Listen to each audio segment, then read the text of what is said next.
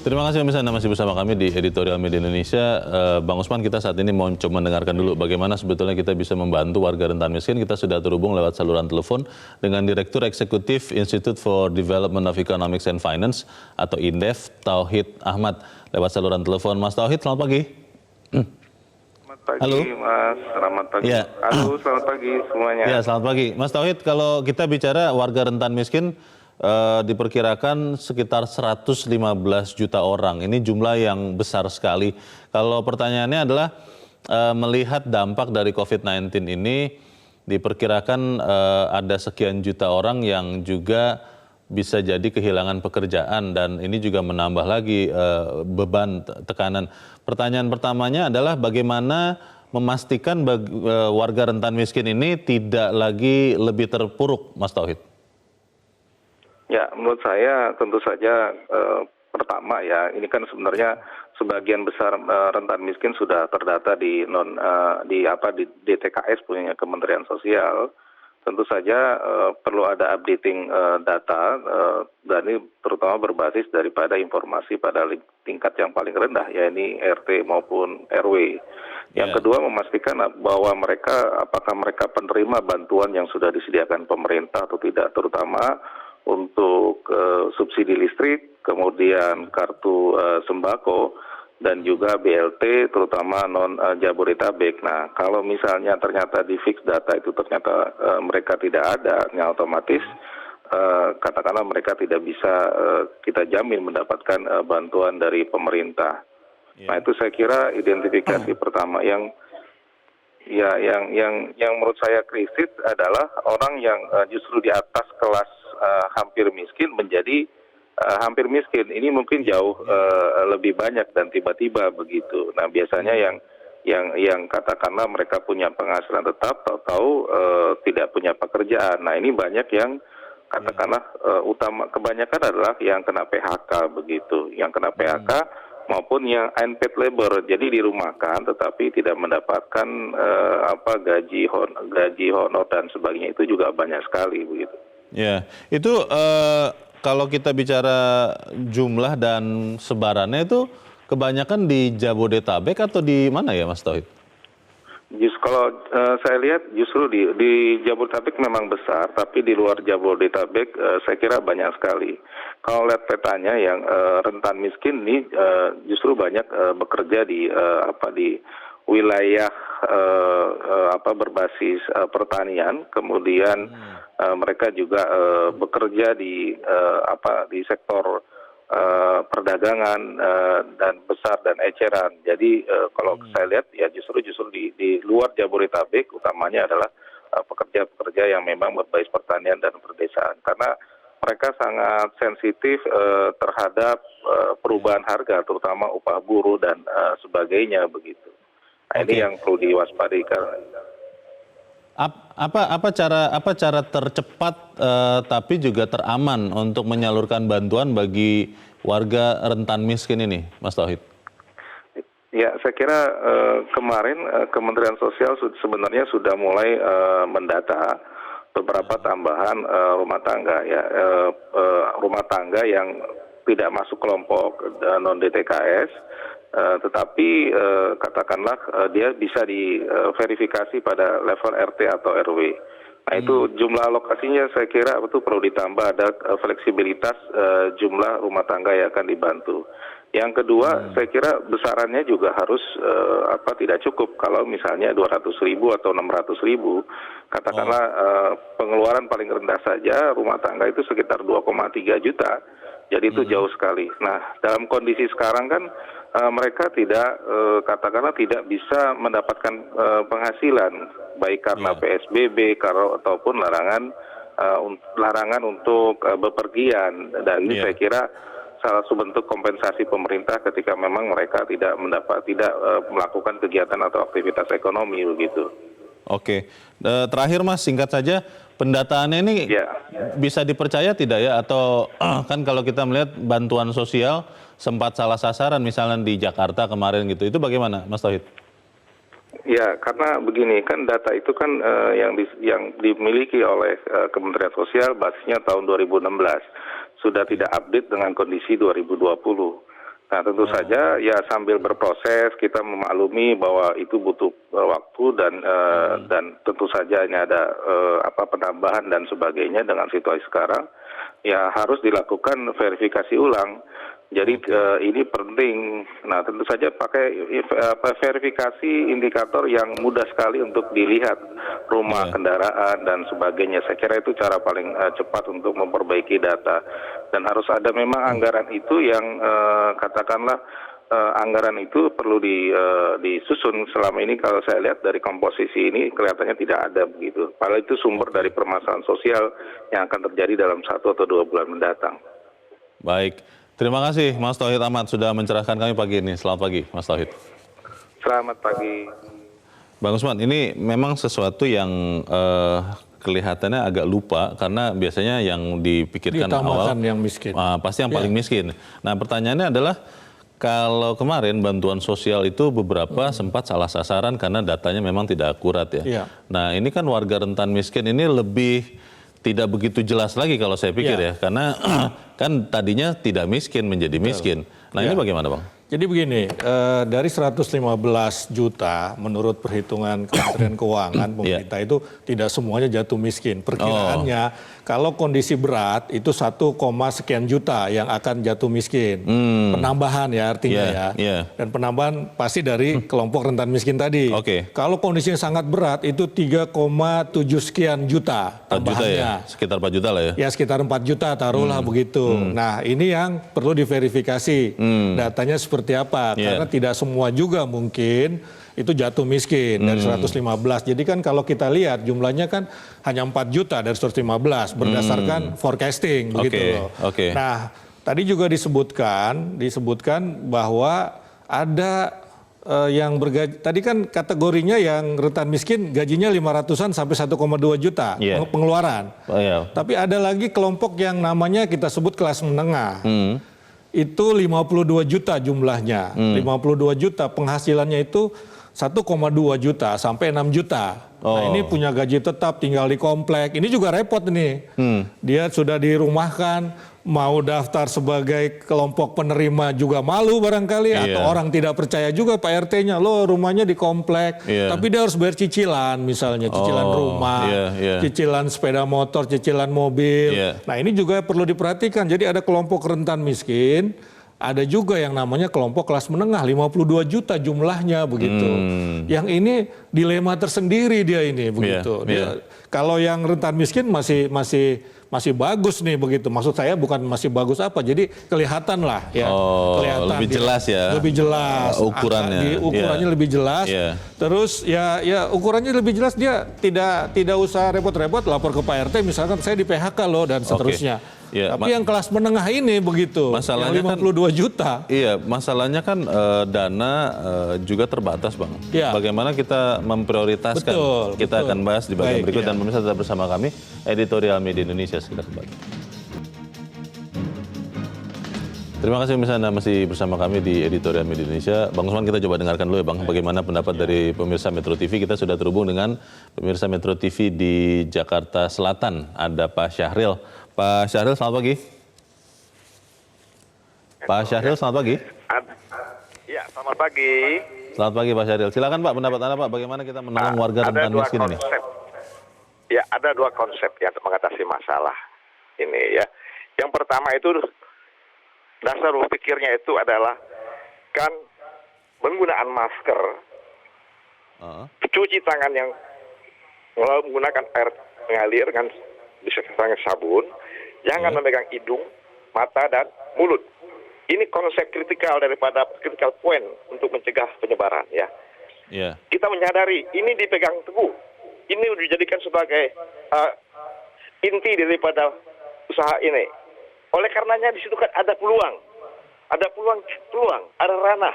Berikan pengurangan PSBB kepada mereka-mereka yang kerja informal yang katanya 71 juta ini. Berikan mereka kesempatan untuk mencari nafkah. Yang rumah makan, yang warung, yang bekerja di pabrik, yang jual bakso, biarkan mereka dengan tetap menjaga PSBB. Kalau tadinya 2 meter, sekarang 1 meter. Ya. Nah, ini konsep yang pertama. Pak Syahril, Kalau pekerja informal seperti misalnya penjual makanan tadi yang Bapak katakan diberikan kelonggaran, masalahnya yang beli nanti siapa, Pak? Ya, mereka tidak makan di tempat, tetapi mereka membeli bawa pulang ke rumah. Dan kepada mereka-mereka yang membutuhkan makan itu dipersilakan untuk pergi datang ke sana. Diberikan mereka itu kesempatan berjualan. Ada kelonggaran dan ya. PSBB-nya diperlonggar. Itu konsep yang pertama ya. Konsep yang kedua itu tepat sasaran. Tepat sasaran ini membutuhkan adanya kesiapan daripada data. Data itu benar nggak begitu? Karena biasanya itu kalau kita melalui petugas-petugas RT RW itu kroni-kroni mereka yang berikan pada mereka. Jadi serba sulit sekarang itu ya. Yang permasalahan lagi itu siapkah dana anggaran kita? Karena kita ini kan tidak cukup anggaran kita bagaimana ya? Ini kembali lagi. Jadi memang permasalahannya ini bukan disalah jempol Pak dua konsep ini ya. Mudah-mudahan saya orang bank melalui perbankan misalkan harus memberikan kesempatan kepada usaha kecil menengah itu berikan di mereka modal. Baik. Terima kasih Pak Syahril, kita sudah menangkap maksud Anda di Jakarta Selatan. Selamat pagi Pak. Di belakang Pak Syahril ada Pak Bambang Saptono di Surakarta, Jawa Tengah. Pak Bambang, selamat pagi. Selamat pagi Metro TV dan selamat pagi saudaraku bangsa Indonesia. Selamat pagi Pak, silakan Pak. Di saat terjadi bencana pandemi virus corona sekarang ini Mas, masyarakat yang sangat terdampak ekonominya untuk memenuhi kebutuhan primer bertahan hidup adalah mereka yang berada di kelompok rentan miskin dan juga kelompok miskin. Di mana seperti yang disebutkan Bank Dunia, bahwa jumlah masyarakat rentan miskin di Indonesia mencapai 115 juta jiwa. Masyarakat rentan miskin ini Mas menghabiskan tadinya seperti yang disebutkan 532.000 hingga 1,2 juta rupiah per orang tiap bulannya. Asumsi satu keluarga dari suami istri dan 2 anak, maka kebutuhan pokok mereka adalah 2,1 juta rupiah hingga 4,8 juta rupiah per bulan. Nah, kelompok rentan miskin dan kelompok miskin tersebut sejak penetapan Indonesia di dalam kondisi darurat kesehatan masyarakat akibat virus corona, kondisinya semakin sulit dikarenakan adanya PHK, tutup usaha, pasif bekerja atau pengangguran yang disebabkan oleh kebijakan penanggulangan virus corona. Pendapat Anda Pak Bambang untuk mengatasi warga rentan miskin ini bagaimana Pak? Usulan Anda Pak, konkret saja silakan.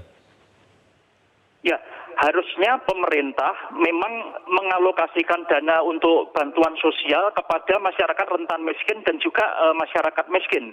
Kalau data penerima bantuan untuk masyarakat miskin ini sudah tidak ada masalah, yaitu untuk masyarakat miskin yang sejumlah kurang lebih ada 24,79 juta jiwa. Nah, pertanyaan kami adalah bagaimana dengan dana perlindungan sosial sebanyak 110 triliun rupiah ini sudah sudah mengcover dengan masyarakat yang rentan miskin tersebut yang jumlahnya hingga ratusan juta. Apakah sudah cover yang rentan miskin ya? Baik, terima kasih Pak Bambang Saptono di Surakarta, Jawa Tengah. Di belakang Pak Bambang ada Ibu Upi di Jakarta Timur. Ibu Upi, selamat pagi. Pagi Bang Leonard dan Bang Usman Kansong.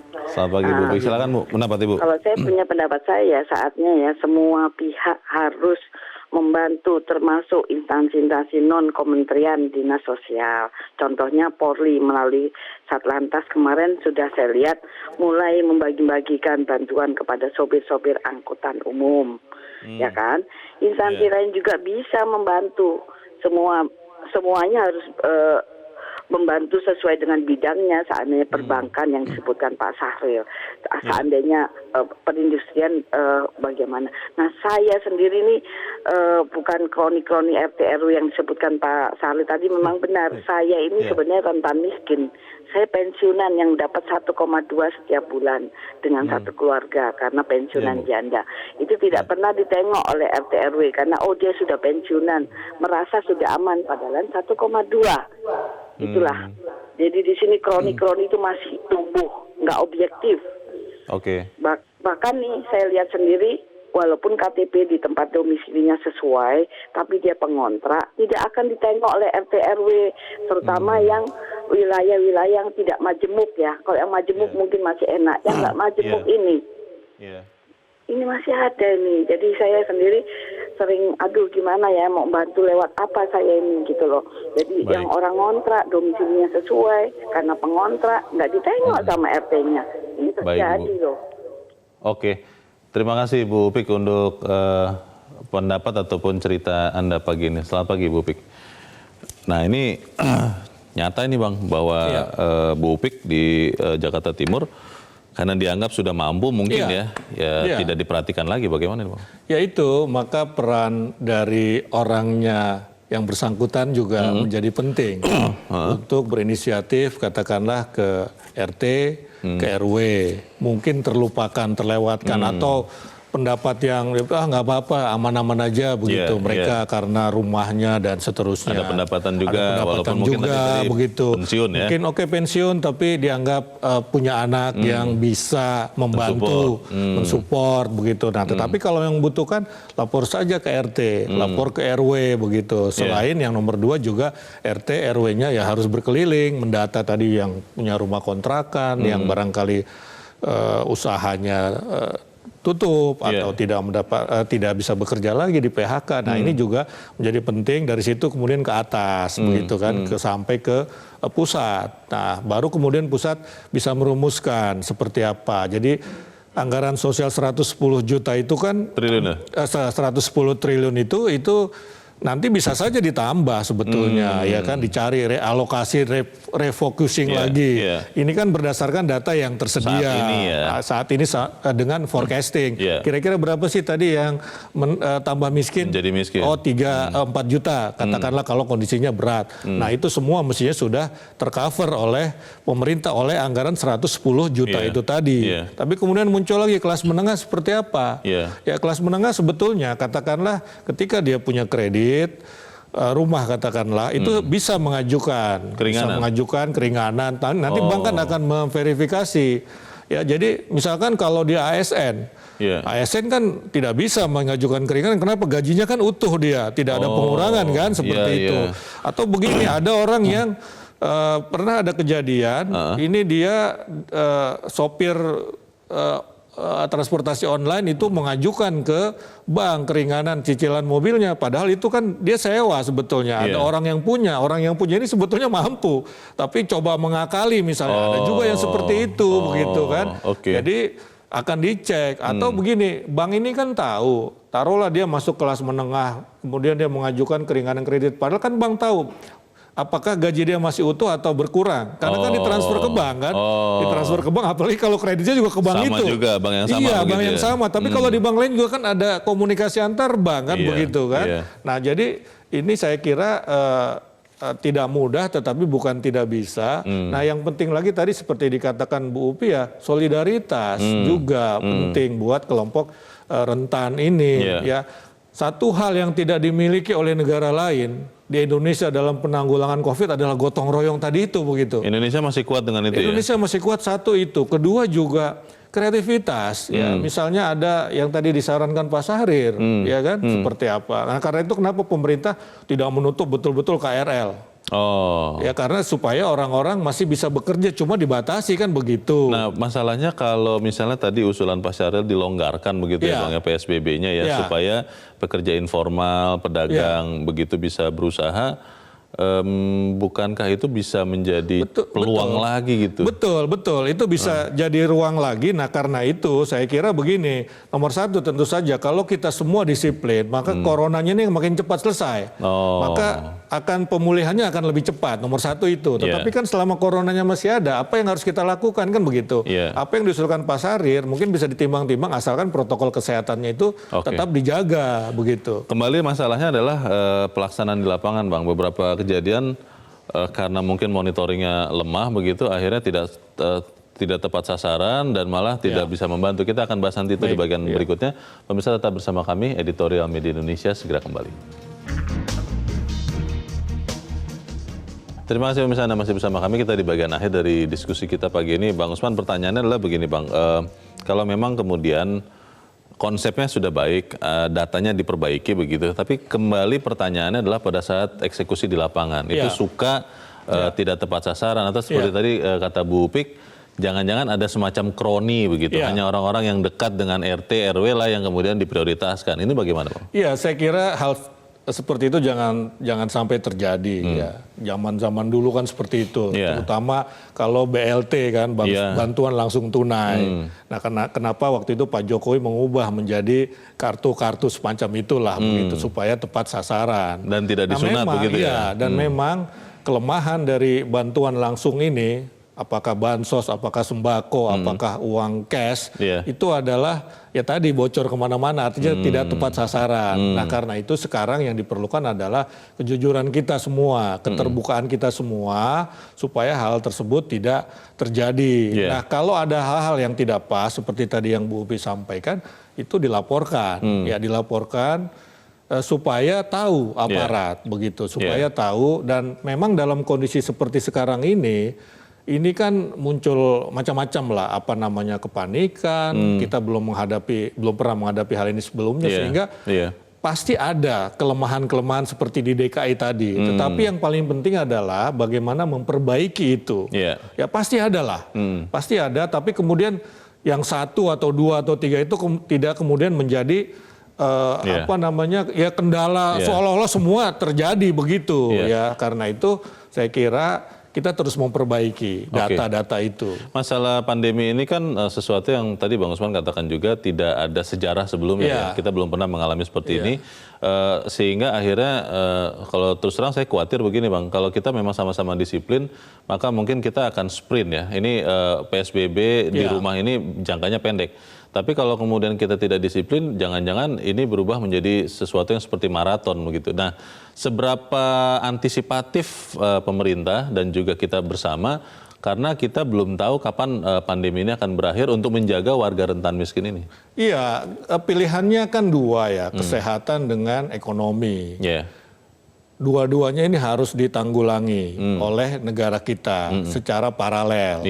Berbeda dengan negara-negara maju, negara kesejahteraan welfare state, begitu kan, mereka umumnya mengutamakan kesehatannya dulu. Kenapa? Karena jaring pengaman ekonominya sudah sangat kuat. Di Australia misalnya semua orang ditransfer, kaya, miskin, semua ditransfer ke rekeningnya. Di Amerika juga seperti itu, sebagian negara bagian. Kanada begitu, Jepang juga begitu. Nah kita itu kan tidak punya kemampuan itu. Nah karena itu pemerintah pilihannya adalah paralel, berbarengan keduanya, tetapi tetap dengan mengutamakan kesehatan. Katakanlah seperti itu. Kenapa? Karena kesehatan adalah kunci. Nah, bagaimana kemudian ekonomi yang coba juga tidak mati lah, tetap bergerak walaupun agak kendor pergerakannya, tapi tidak boleh mati sama sekali. Ini ekonomi ini yang jangan sampai kemudian mengganggu kesehatan. Nah, karena itu protokol kesehatan menjadi penting untuk diterapkan, ya, untuk diterapkan tanpa mematikan ekonomi sama sekali begitu.